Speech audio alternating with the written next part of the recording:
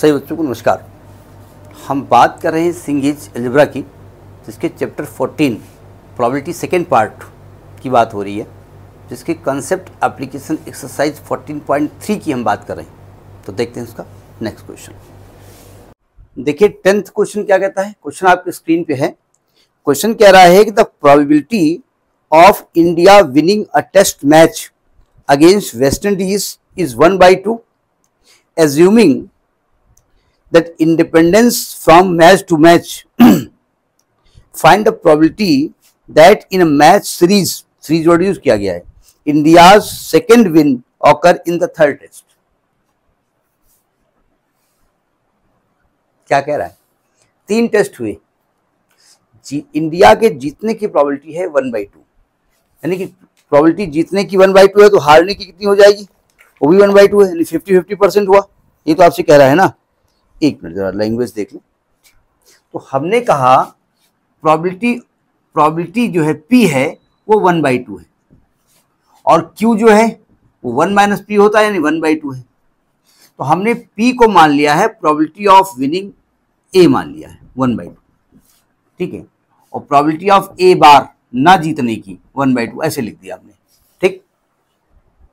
तो अगर आप सीरीज जीतना चाहते हो तो 3 सीरीज में 3 मैच की सीरीज में 2 मैच जीतना पड़ेगा, ठीक है।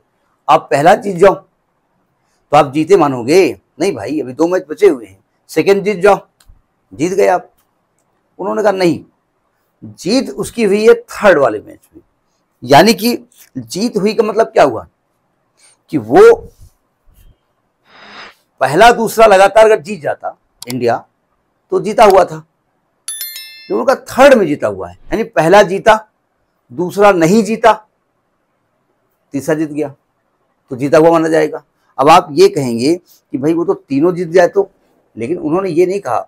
उन्होंने कहा सीरीज जीता तब जब उसने थर्ड मैच जीता। इसका मतलब एक बीच में हार गया था, ठीक है।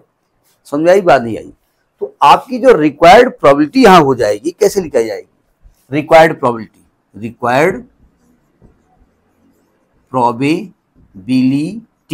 मैं इसको फिलहाल P मान लेता हूं, ये वाला नहीं है, कैपिटल P मान लेता हूं।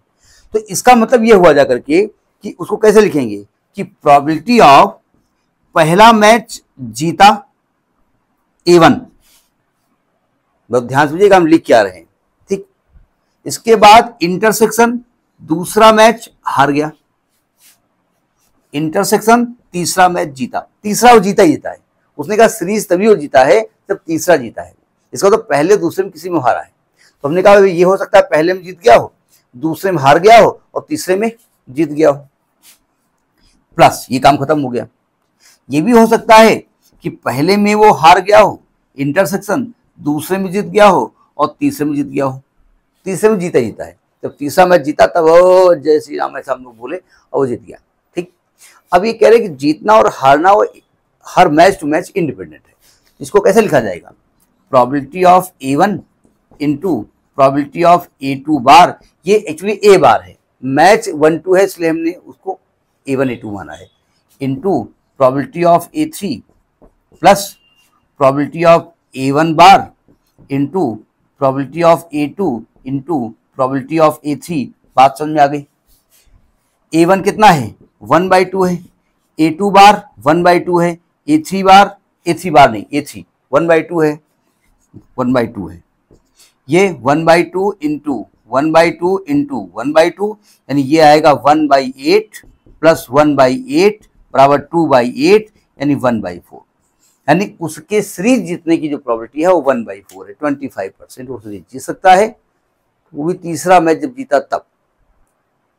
लॉजिक दिमाग में ये तो नहीं आ रहा आपके कि तीनों मैच जीत जाए तो? अरे भी अगर तीनों मैच जीता ना तो जब 2 मैच वो जीत गया था तो सीरीज जीत गया था। उन्होंने कहा नहीं, सीरीज तब जीता है जब थर्ड मैच जीता हो। इसका मतलब बीच में कहीं ना कहीं वो हारा हुआ है, ठीक है।